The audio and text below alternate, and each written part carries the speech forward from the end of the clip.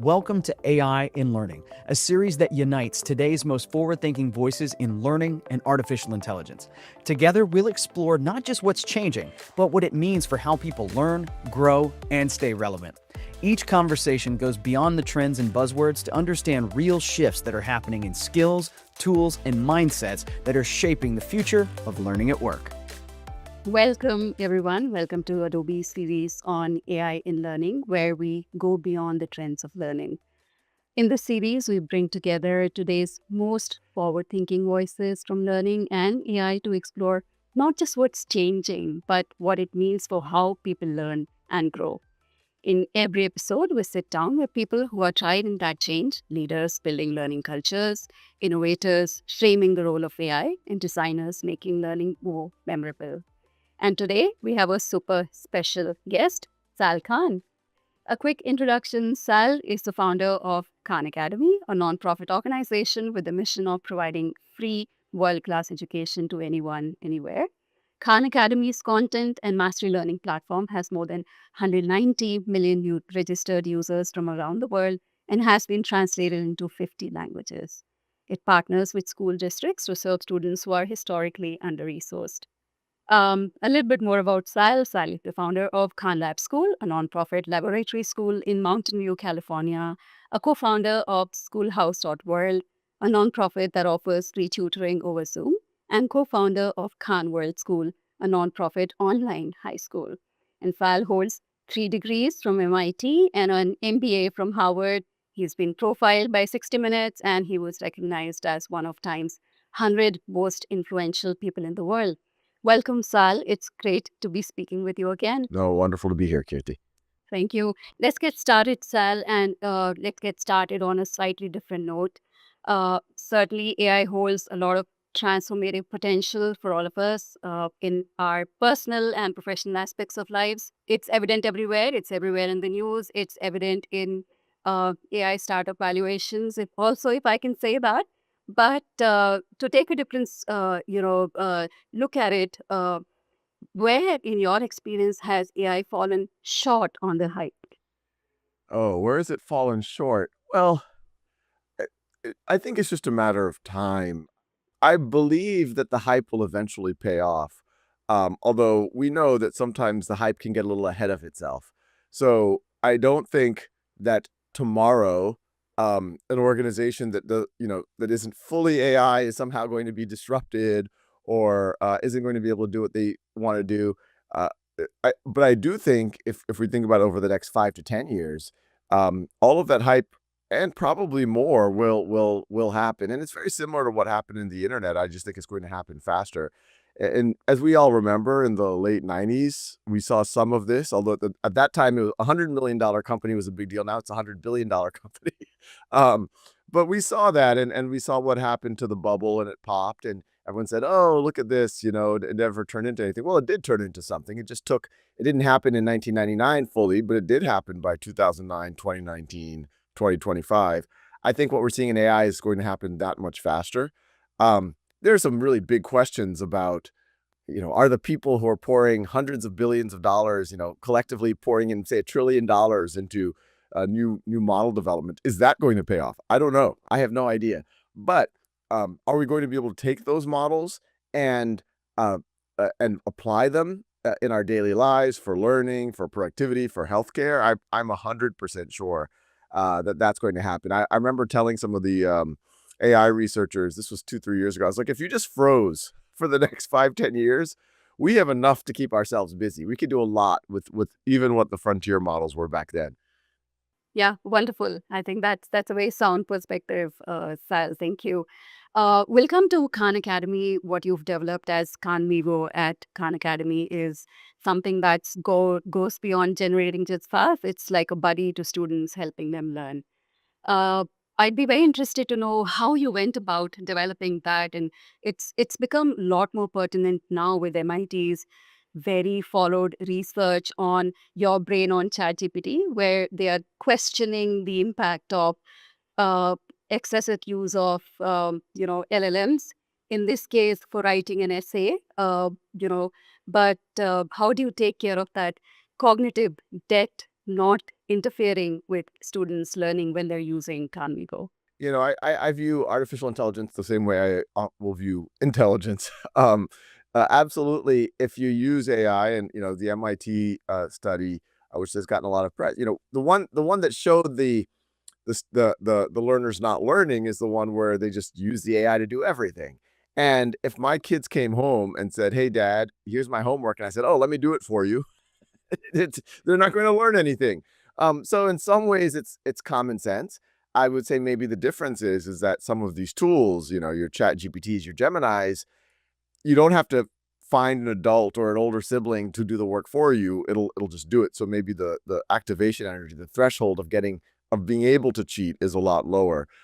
Our view, when we saw some of these first models, and this was months before Chat GPT came out, it was obvious it could be used for cheating, but it also had issues with math, had issues with hallucinations.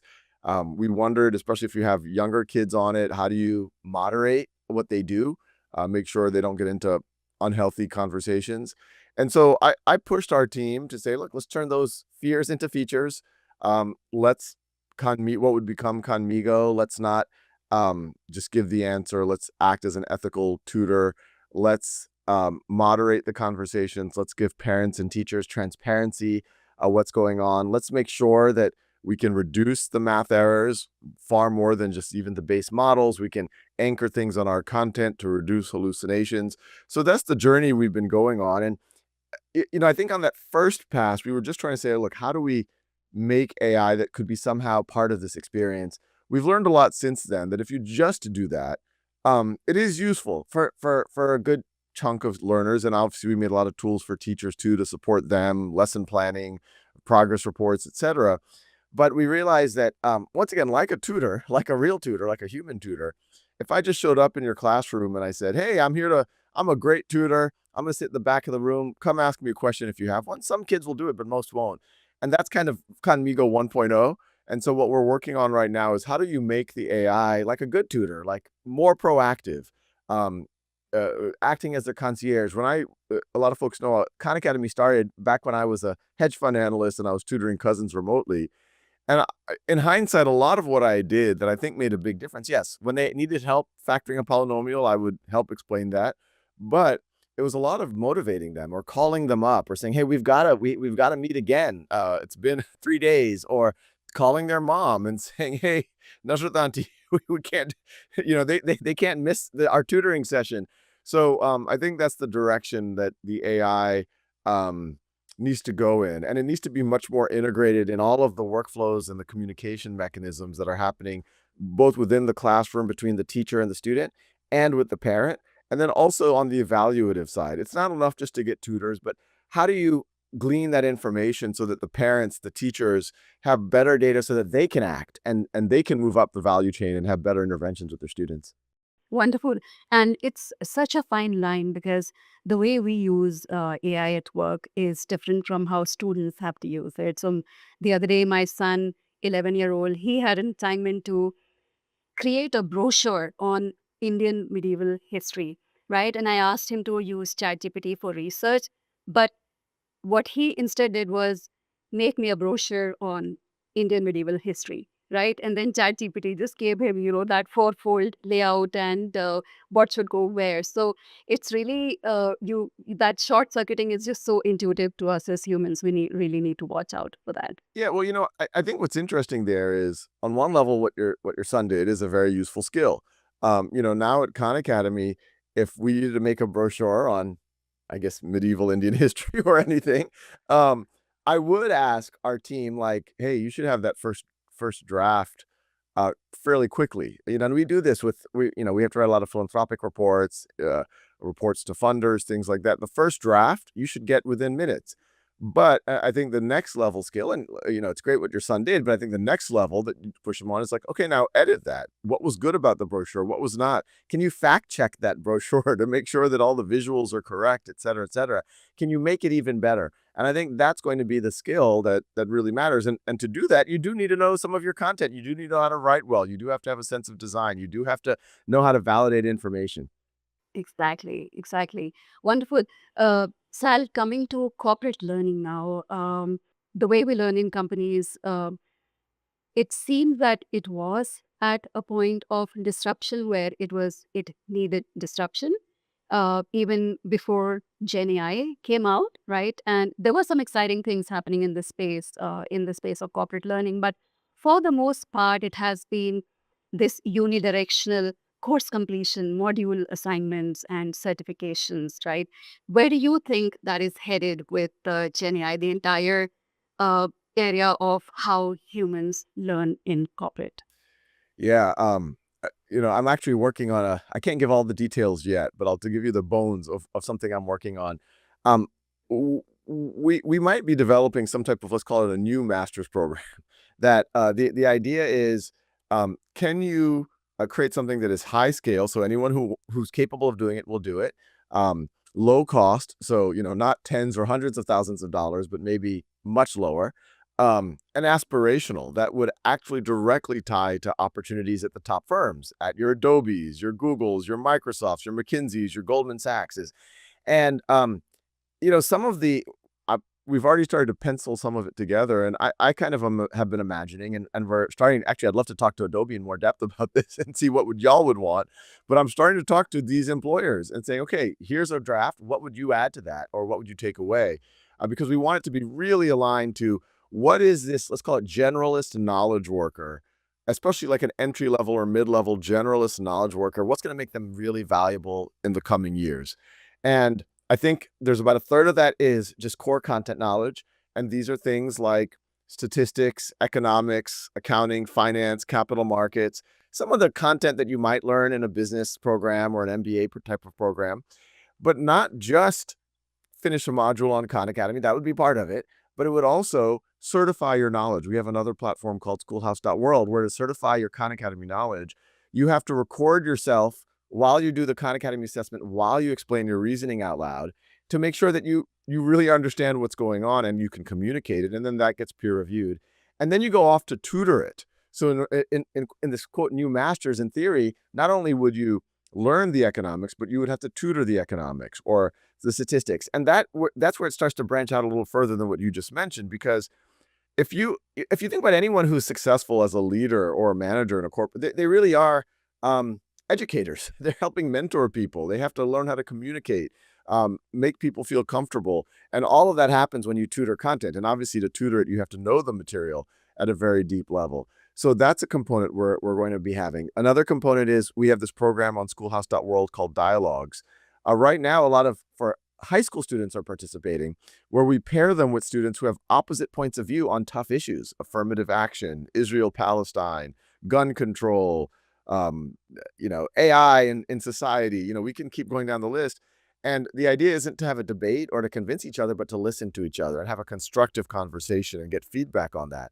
And when I talk to employers, they're like, yes, we would like that too, because we know there's some very smart people who struggle with separating their identity from their position, or if the company has to go with a different decision, to kind of really get on board that decision and not be passive aggressive about it. So that's kind of one third. The other third is, yes, you should, and I think this part will change as we get more tools, but everyone should have at least some experience vibe coding an app.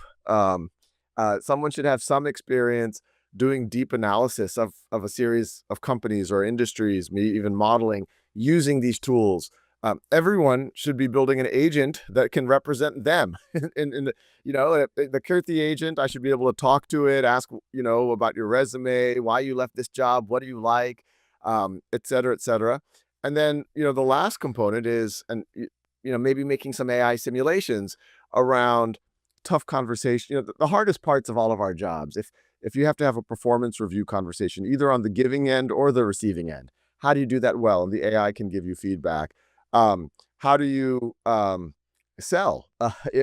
Selling is a super important skill that is not taught anywhere. And it just, we kind of feel some people either have it or don't. And what's exciting about AI is, even text-based, we can start to run some of these simulations and it can be conversational. But I think in the next 3, 4, 5 years, you're going to be able to, try to sell to an AI agent or kind of like we're having a conversation. It'll full simulation. It'll be able to give you feedback on how you could improve that, or we'll be able to interview or get interviewed by it. And so I think those are kind of the three components. And I think if someone has all of those components, um, I think they're going to be about as qualified as anyone for these generalist knowledge worker jobs at a junior to mid level. The other aspect that I wanted to touch upon is, so of course, there's two aspects to how you perhaps use AI at Khan Academy yourself, right? One is, of course, use of AI in educating students better. But also, the other aspect would be using AI to run Khan Academy better, right? So, would you speak to that? Like, how have you gained efficiencies through the use of AI in Khan Academy? And for example, content creation is definitely one aspect. There's companies out there, for example, Duolingo, who claim to have doubled their content in just about a year. And as a benchmark, it took them 12 years to go from 0 to 100 courses right when they started, right? And this is all thanks to so many tools out there which use GenAI very powerfully to create content, multilingual content, and multimodal content. Adobe also has a product to that effect, which is Adobe Captivate, which is more and more AI first now. So can you speak to us a little bit about that? Yeah, as you can imagine, with large language models, things related to language are where they're the most robust. And so it's not surprising to hear those stats from Duolingo. We have definitely, in our localization work, Khan Academy exists in 50 different languages. And we've always had tooling for the volunteers in those regions to be able to localize it. But now the first pass is done by an AI. And then which isn't even there, it isn't perfect. The experts have to kind of comb through it and say, well, that's not the right word. It's a different word for that menu on it or something like that. But it definitely has improved our productivity there. In our general content creation, a lot of our resources go in creating practice items. That's where we've seen the AI isn't quite ready yet. It will still make a lot of errors when creating math problems or science problems, especially if there's visualizations. Obviously, the AIs can create visuals, but they can have a lot of errors in it. But we're working on it. We're definitely have some in-house tooling where, and also AIs have trouble mapping it to the standard. So we might have the human content creator create a first kind of archetype example item and then press a button, and then the AI tries to scale it, and then the human has to go in and like throw half of them away. But it does improve the productivity. So we're doing that. I'll say personally, I still make a ton of videos. So whenever I get a video request, my value add when I make videos is I think my brain naturally goes to a lot of the edge case questions. Like I've had to make some financial literacy videos lately, and I'm like, wait, but what if someone wants to take this part of their 401k? They just turned 55 and they don't want to be whatever the permutation. And in the past, if you do a web search, it would be very hard to find that edge case. But now with AI, you can start to really dig deeper. And then of course I would validate it. If I'm like, okay, I think this is what's going on. Let me double check this. And that's helped me making videos. Sometimes if I just want to make it a little bit more interesting, I'll produce an image. I think it is nice to have written voice and an image.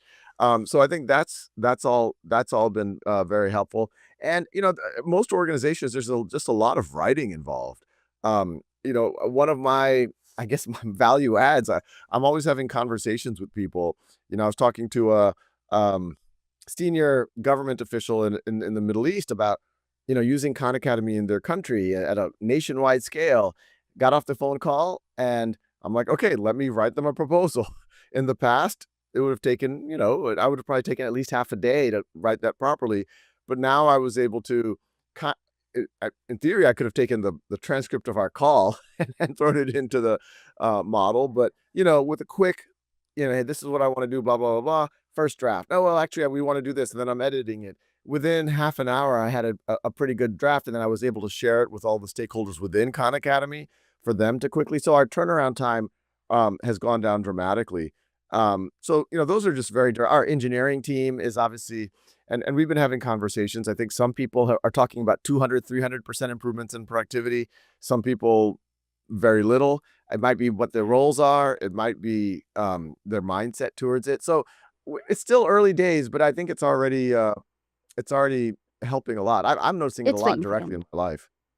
Yeah, it's significant for sure. And even ideas generation is Hmm. one area where I've personally found it to be useful because it, of course, if you don't always feed your considerations or limitations, it then comes up with certain ideas which you probably hadn't thought about, right? And then it gives you a starting point where you can pull back on the scope and still adapt some of those for sure. Okay, Oh yeah, so and I'll I would coming say it's back like, to. see, if, oh, and even some Mhm. of this research that, in the past you'd have a junior person like go and spend a week doing a research report. Yeah, I mean, some of these deep research tools, they go away for 10 minutes and they will give you actually a very strong analysis of a Not market or an industry. Yes, they are not bad at all.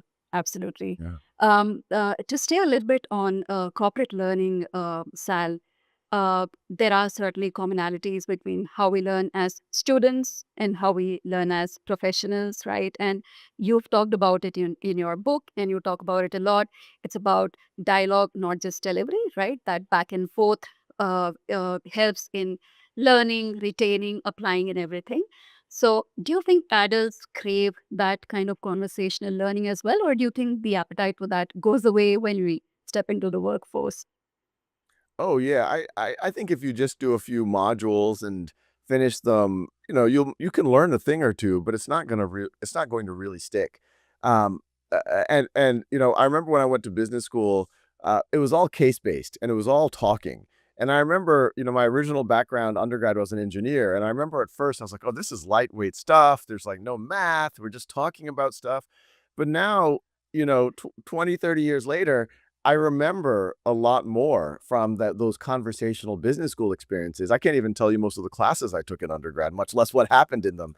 As human beings, we naturally conversation, being immersed in things, simulations, um, experiential learning, these stick with you. So yes, it is. There are certain places where the video and exercises, that's a lot of what Khan Academy does, can be very useful, but it only will stick when you also experience it, and you have conversations about it, and in some cases you have to teach it to other people. Then it's really going to stick, and you're going to build other skills.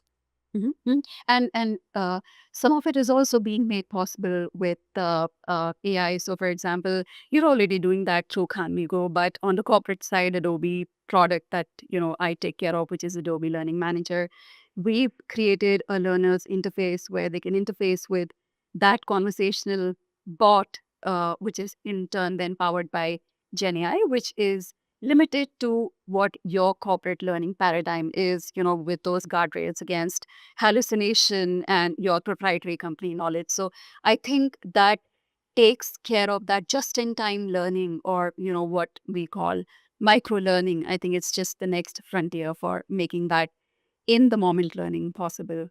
Mhm.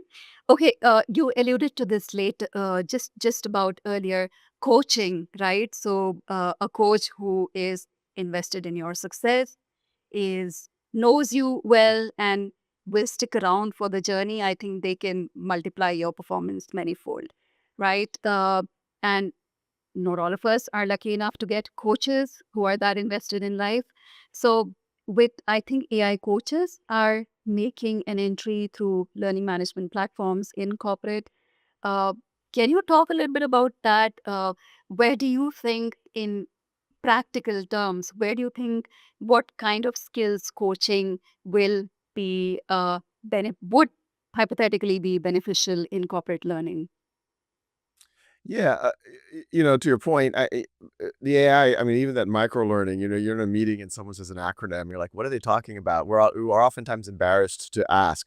Well, now you can get a little micro learning, and it'll explain it. And especially if it has your corporation's context, it can tell you the history of why that metric matters, or why they changed it from some other metric, or whatever else.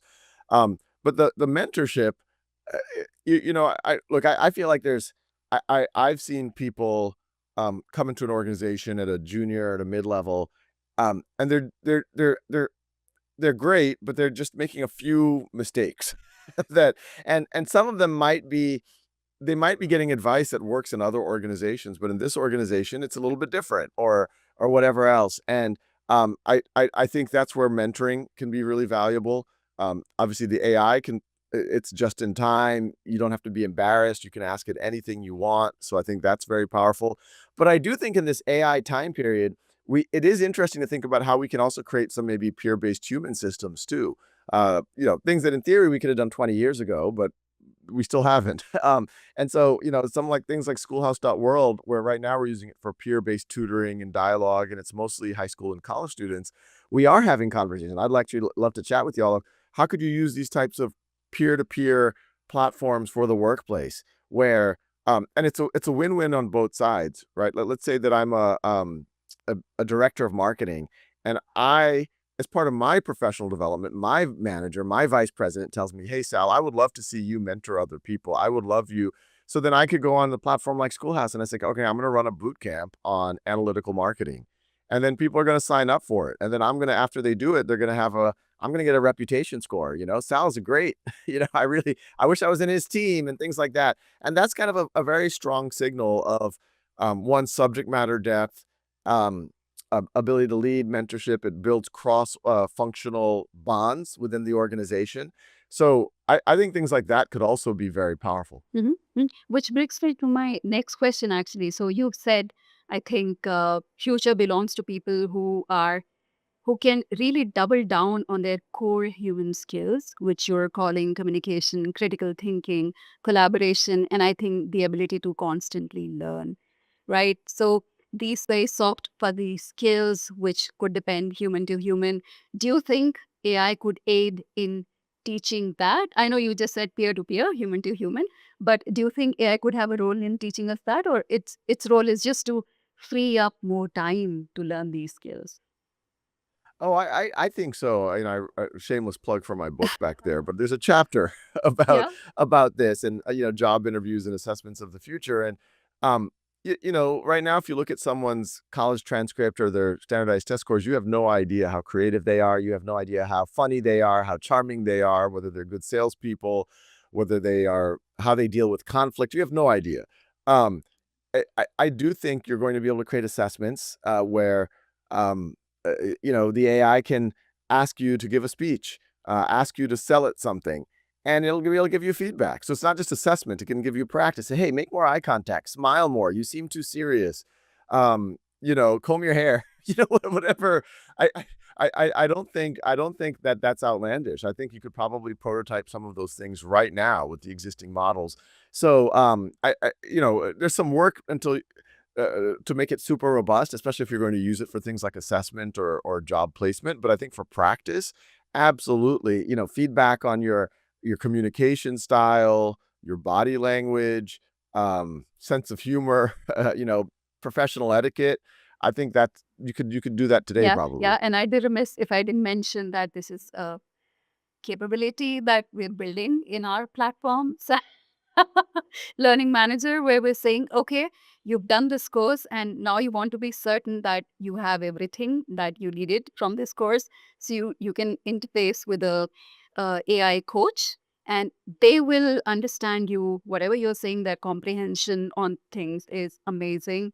And they also will take cues on how you're framing your sentences, if you're using too many filler words, eye contact, all of the things that you said. So that is sort of Yeah, I mean, I would love. It's interesting.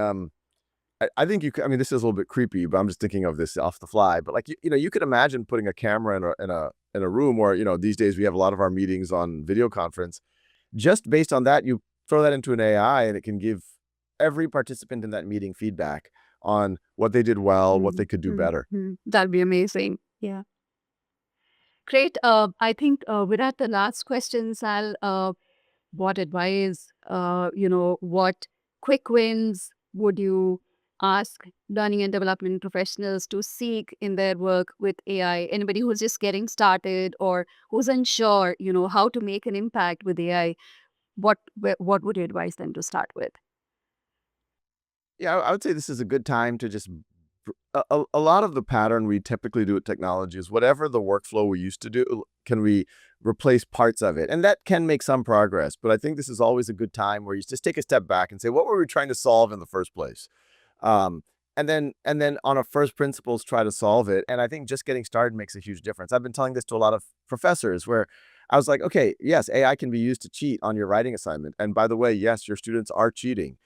Now, before we even think about how to police that cheating or how to change that, let's think about why you're even assigning those writing assignments in the first place, because there's different reasons, and let's optimize around that. So I think that's the first thing to think about.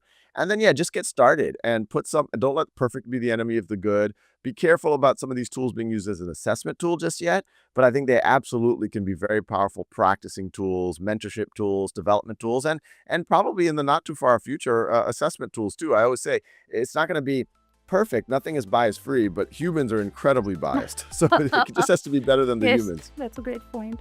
All right. Thank you so much, Sal. This has been wonderful. Thank you for sharing all your insights with us.